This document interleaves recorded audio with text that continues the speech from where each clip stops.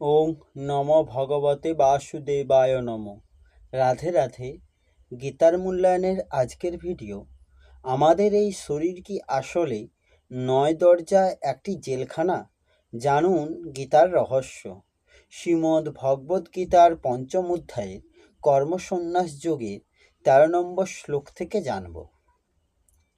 13 নম্বর শ্লোক সংস্কৃতে বলা হয়েছে, সর্বকর্মাণি মনসা সংন্যাসাস্তে সুখং বংশী নবোদ্বারে পুরে দেহি নৈব কুর্বন্ন কারয়ন।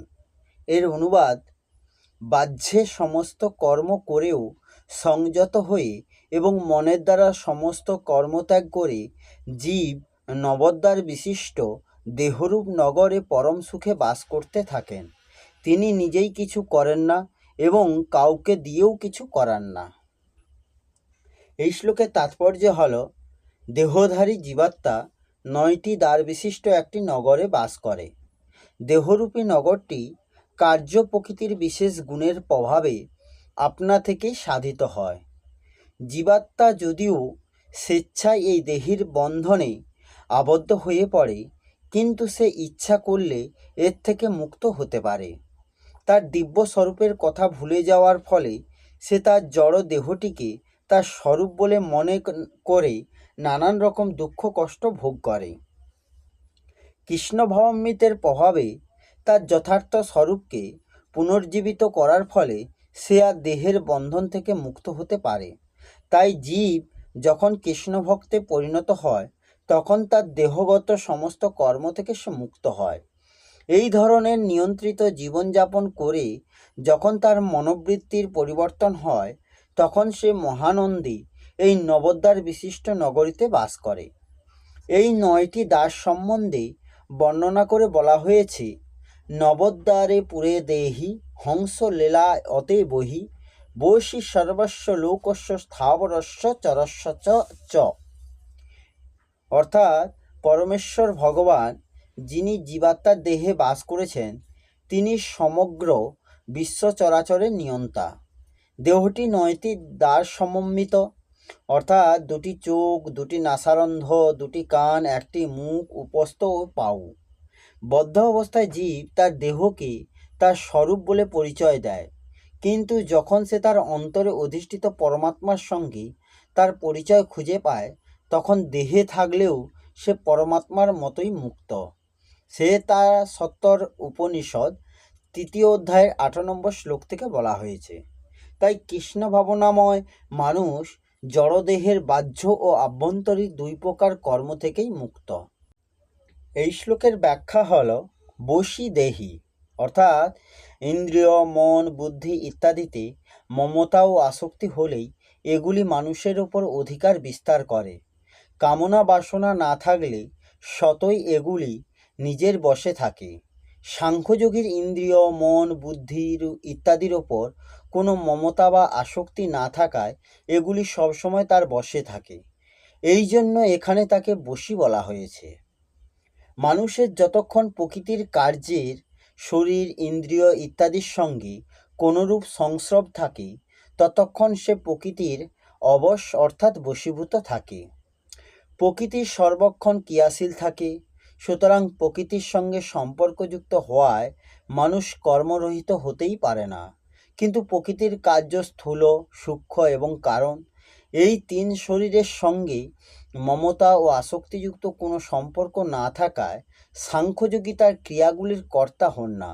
যদিও সাংখ্যযোগীর নিজের শরীরের সঙ্গে কোনোরূপ সম্পর্ক থাকে না, তাহলেও সাধারণ মানুষের দৃষ্টিতে তিনি শরীরধারী বলেই পরিলক্ষিত হন। এই জন্য তাকে দেহি বলা হয়েছে।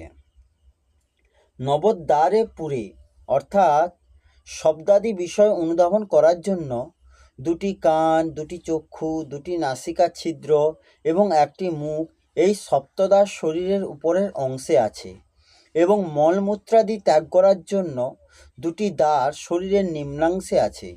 এই 9টি দ্বার বিশিষ্ট শরীরকে পুর অর্থাৎ নগর বলার তাৎপর্য এই যে, যেমন নগর এবং তাতে বসবাসকারী ব্যক্তি পৃথক হয়, তেমনি এই শরীর এবং তাতে অবস্থানকারী জীবাত্মা এই দুটি পৃথক। নগরে অবস্থিত মানুষ যেমন নগরের কার্যকলাপগুলি নিজের ক্রিয়া বলে মনে করে না, তেমনি সাংখ্যযোগীর শরীরে হওয়া ক্রিয়াগুলিকেও নিজের বলে মনে করেন না।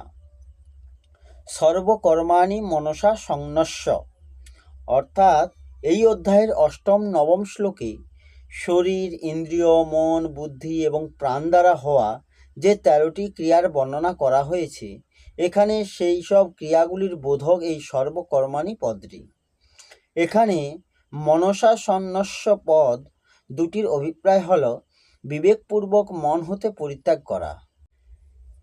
এই পদ দুটির অর্থ যদি কেবল মন থেকে ত্যাগ করা মনে করা হয় তাহলে তা ত্রুটিপূর্ণ হবে, কারণ মন থেকে ত্যাগ করাও মনের একটি ক্রিয়া এবং গীতা মনের দ্বারা হওয়া ক্রিয়াকেও কর্ম বলে মনে করে। শরীর দ্বারা হওয়া ক্রিয়াগুলির কর্তৃত্ব ভাব মন থেকে ত্যাগ করলেও মনের ক্রিয়ার কর্তৃত্ব ভাব তো থেকেই গেল।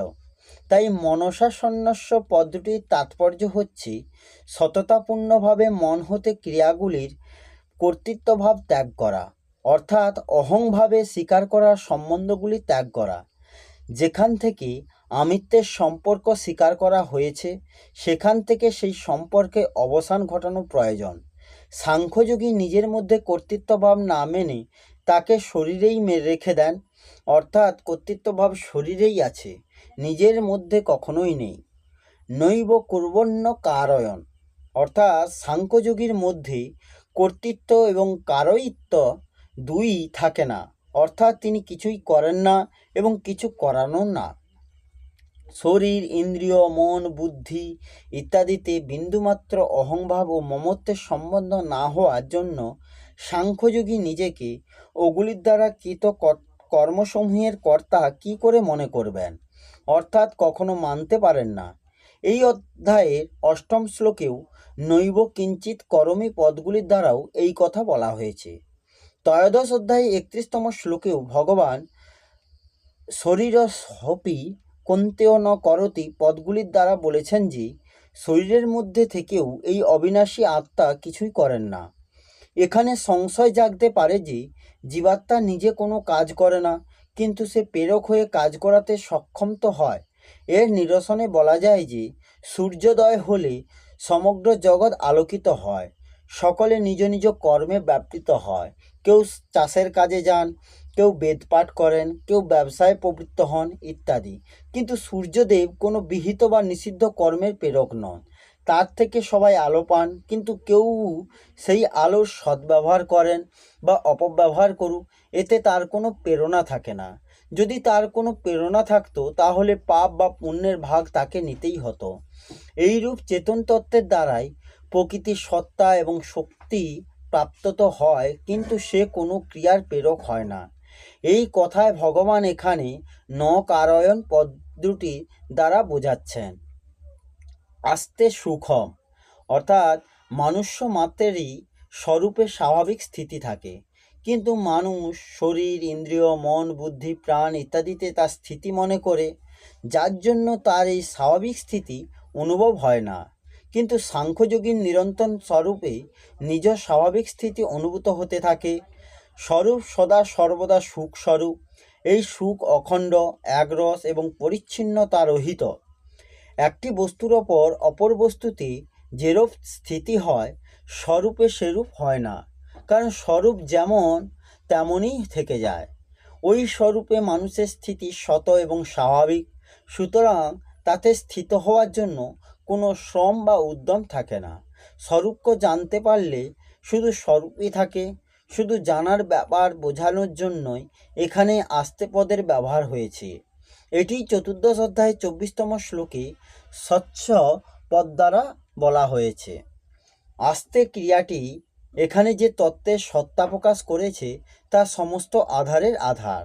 সমস্ত উৎপন্ন তত্ত্ব এই অনুপন্ন তত্ত্বের আশ্রিত। সেই সর্ব অধিষ্ঠানরূপ তত্ত্বের কোনো আধারের প্রয়োজনীয়তা বা কী? সেই স্বতঃসিদ্ধ তত্ত্বের স্বাভাবিক স্থিতিকেই এখানে আস্তে পদ দ্বারা বলা হয়েছে। এটিকেই পরে 20তম শ্লোকে ব্রহ্মবিদ ব্রহ্মাণি স্থিত পদসমূহ দ্বারা বলা হয়েছে। এই হল শ্রীমদ্ ভগবদ্গীতার পঞ্চম অধ্যায়ের কর্মসন্ন্যাস যোগে 13 নম্বর শ্লোকের অনুবাদ সহ ব্যাখ্যা। আসবো পরের ভিডিওতে। রাধে রাধে, জয় শ্রীকৃষ্ণ, জয় গীতা।